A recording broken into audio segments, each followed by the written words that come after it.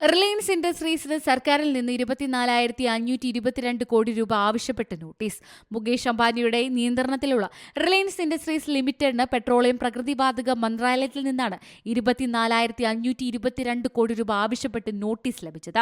ONGCയുടെ ബ്ലോക്കുകളിൽ നിന്നുള്ള gas migration ആരോപിക്കപ്പെടുന്ന ദീർഘകാല തർക്കത്തിൽ നിന്നാണ് കേസ്.